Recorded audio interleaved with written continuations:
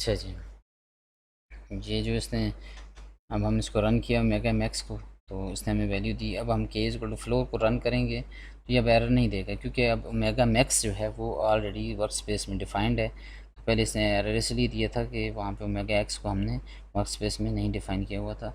उसके बाद हमने वो जो के सैंपल लेने थे कि हमने मैक्सिमम कहाँ तक सिग्नल देखना है ओमेगा मैक्स 3 पाई तक, उसके अंदर से हमने के की वैल्यू को डिफ़ाइन किया। अब के इज़ इक्वल टू 18 तक हम देखेंगे।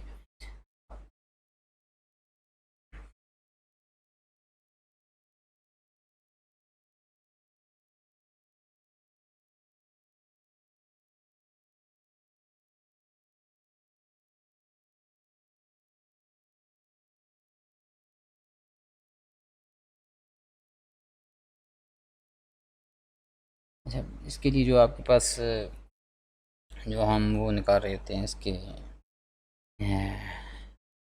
कोफिशेंट्स, उसके लिए हमारे पास फार्मूला क्या है वो अब हम देख लेते हैं।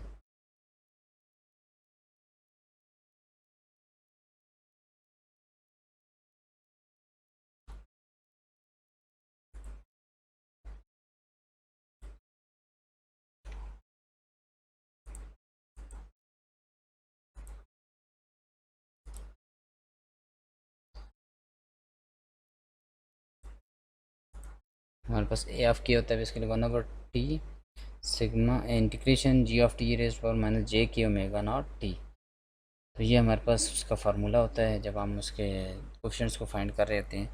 तो यही फार्मूला हमने यहाँ पे इम्प्लीमेंट किया है for i is equal to 1 to length of k, कि ये लेंथ ऑफ के तक हमारे पास कोफिशिएंट्स को फाइंड करें। तो हमने वही फार्मूला 1/t कर लें, डी टी बाई टी की ज़रूरत नहीं, 1/t कर लें।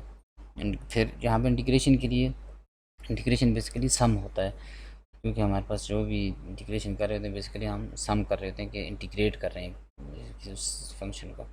तो यहाँ पे हम कमांड यूज़ करते हैं सम।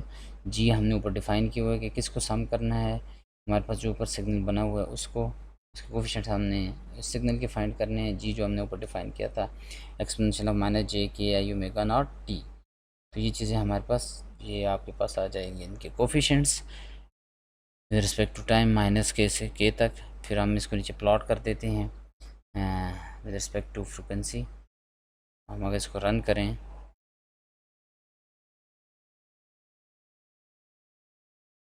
जी आपके पास वो सिंक फंक्शन आ जाता है। ठीक है, उन कोफिशिएंट्स हमने फोरियर ट्रांसफॉर्म में उसको फोरियर कोफिशिएंट्स फाइंड किए और उन्होंने जब प्लॉट किया तो हमारे पास सिंक फंक्शन आ गया है। क्योंकि यहाँ पे देखेंगे प्लॉट करते हैं तो हमें टाइम और फंक्शन चाहिए था, तो हमारे पास ये फोरियर ट्रांसफॉर्म है तो हमें विद रिस्पेक्ट टू फ्रिक्वेंसी करना है, टाइम नहीं करना। तो के ओमेगा बेसिकली, क्योंकि के को चेंज कर रहे हैं हम, ओमेगा वो हमारे पास नेचुरल फ्रिक्वेंसी है, उस हिसाब से हम उसको देख रहे हैं कि हमारा सिग्नल माइनस ओमेगा पे क्या दे रहा है, -1 ओमेगा पे, -2 ओमेगा पे, इस तरह माइनस ये के की वैल्यू चेंज करते जाएंगे तो हमारे पास ये प्लॉट आता जाएगा। ये हमारे पास टाइम डोमेन में आ जाता है और ये हमारे पास फ्रिक्वेंसी डोमेन में आ जाएगा। ये हमारे पास डिफरेंट फ्रिक्वेंसीज़ हैं, उनके लिए ये हमारे पास ये सिग्नल आ जाएगा। इसको कहते हैं फर्स्ट लोब। जो हमारे पास मेन लोब होता है उसका, वो हमारे पास बन जाता है सिंक फंक्शन का।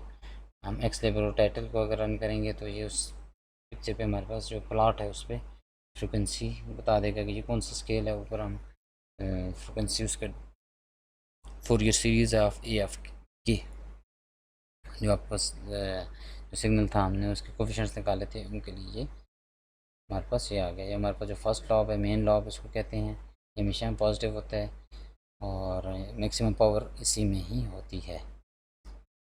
नेक्स्ट हमारे पास आ जाता है कि हमने इसकी पावर कैलकुलेट करनी थी। पावर के लिए उसका टाइम हमने डिफरेंट टाइम पीरियड और पल्सेस, डिफरेंट पल्स विड्थ के लिए हमने देखना था। आपको ऊपर बताया गया कि आपने उनको चेंज करना है। फिर नंबर ऑफ़ लोब्स आपने फाइंड करने हैं। नंबर ऑफ़ लोब्स हम देखते हैं मेन लोब में आपके पास कितनी स्पेक्ट्रल लाइंस आ रही हैं। तो आप काउंट करेंगे ज़ीरो से, ज़ीरो और ये 0 1 2 3 4 5 6 7 8 9 10 11 12 या 13 बन रही हैं, 13 टोटल बन रही हैं। तो इसके अंदर इसका मतलब हुआ कि आपके पास स्टार 2 और T2 के लिए स्पेक्ट्रल लाइंस बन गई 13। तो आपने क्या करना है, टाइम पीरियड को 2 दफ़ा सेम रखना है और पल्स विड्थ को चेंज करना है। फिर आपने पल्स विड्थ को कांस्टेंट रखना है 2 दफ़ा और टाइम पीरियड को चेंज करना है। फिर स्पेक्ट्रल लाइंस को देखना है कि किसके इसका इफेक्ट क्या पड़ रहा है कि टाइम पीरियड को इंक्रीज कांस्टेंट रखा है, पल्स विड्थ को चेंज किया तो स्पेक्ट्रल लेंथ कम हुई है, ज़्यादा हुई हैं। जैसे टाइम पीरियड को चेंज किया, पल्स विड्थ को कांस्टेंट रखा फिर उस हिसाब से देखना है कि आपकी स्पेक्ट्रल लाइंस पे क्या इफेक्ट पड़ा है।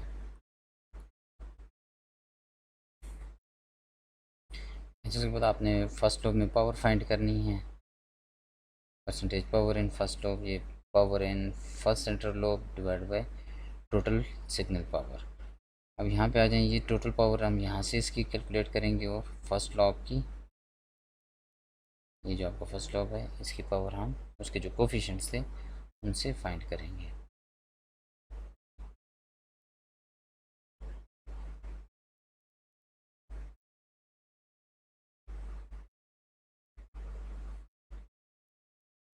उसके बाद 95% बैंडविड्थ जो है ये हमारे पास यही होती है। बैंडविड्थ बेसिकली आप कितना बैंड दे रहे हैं, कहाँ तक आप फ्रिक्वेंसी फाइंड कर सकते हैं, एक बैंड के अंदर कितनी फ्रिक्वेंसी पास हो सकती हैं। जैसे अगर 20 किलोहर्ट्ज़ है तो वहाँ पर 20 किलोहर्ट्ज़ बैंडविड्थ है तो 20 किलोहर्ट्ज़ की सारी फ्रिक्वेंसी उसमें से पास कर सकती हैं। उससे ज़्यादा होंगी तो वो उसमें से पास नहीं करेंगे। तो 95% बैंडविड्थ इसकी हम फर्स्ट लॉब से ही फाइंड करेंगे। तो ये चीज़ें आपने कुछ चीज़ें यहाँ पे डिफाइंड हैं, आपने वो चीज़ें करनी है, कुछ आपको कहा गया आपने खुद ट्राई करनी है कि लैब में सारा काम मैंने नहीं करके देना, कुछ आपने भी करना है। तो ये चीज़ें, ये देखिए पावर का फार्मूला आपके पास आ जाता है, power is equal to sum of g absolute of g का square divide by total time. कहाँ से कहाँ तक आपने उसकी पावर फाइंड करनी है ये आपने डिफाइन कर लेना है, तो ये आपके पास पावर आ जाएगी। तो यहाँ पे अगर हम देखें पावर को किया है, इस सिग्नल की पावर हमारे पास जी की, अगर आप देखें ये यहाँ से ये जो में पावर होगी sum of absolute of a of k, नहीं बेसिकली ये जो है ये आपके पास उसकी है फर्स्ट लॉब के लिए। तो टोटल लेंथ ऑफ के करेंगे तो ये पूरे जो जितने भी लॉब्स हैं उनके लिए पावर कैलकुलेट कर देगा। अगर हम टोटल पावर फाइंड करनी है तो टोटल लेंथ ऑफ के पे आप उसकी वैल्यू को फाइंड कर लेंगे। तो ये टोटल पावर बेसिकली हम लेंथ ऑफ के ना करें तो ज़्यादा बेहतर है, क्योंकि आपका जो कुछ पावर ज़ीरो हो जाती है कुछ टाइम के लिए, तो वो टाइम आपने ख़ुद सेलेक्ट कर लेना है कि के को कहाँ से कहाँ तक डिफ़ाइन करें ग्राफ को देख के। तो average power, average total power देख लें, परसेंटेज पावर इसको कह सकते हैं जो एवरेज पावर मैंने लिखा हुआ है। लेंथ ऑफ के यहाँ से डिफ़ाइन हुई, लेंथ ऑफ के आपने टोटल नहीं रखना, टोटल करेंगे तो वो स्मॉल लॉब्स जो साइड पे आ रहे हैं उसके हार्मोनिक्स जो भी आ रहे हैं साथ, तो उनकी पावर भी आ जाएगी। तो आप लेंथ ऑफ के ना करें तो ये वहाँ पे टोटल पावर आ जाएगी, एवरेज पावर नहीं, ये बेसिकली परसेंटेज पावर है इन फर्स्ट लॉब। तो फर्स्ट लॉब के लिए आप टाइम देख लें -2 से कहाँ से जा रहा है, तो वो चीज़ें आपने यहाँ पे कैलकुलेट करके लिख देनी हैं।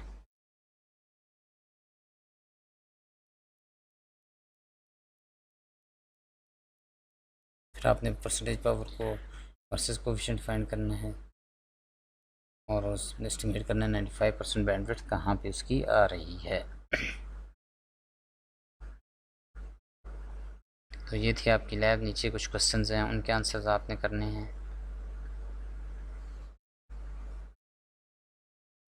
कुछ आंसर और नीचे कंक्लूजन लिख देनी है 3-4 लाइंस की, जो मैंने आपको लैब में बता दी कि आपने क्या क्या चीज़ें वहाँ पे करनी है। ये क्वेश्चन होता है तो आप MS टीम पे मुझसे रब्ता करके कर सकते हैं कि अगर ये प्रॉब्लम हो रहा है, कुछ प्रॉब्लम हो रहा है तो आपने वो चीज़ें मेरे साथ डिस्कस कर लेनी है और व्हाट्सएप टीम पे आप मुझे मैसेज कर दें, इंशाल्लाह वहाँ से आपको रिप्लाई मिल जाएगा। शुक्रिया।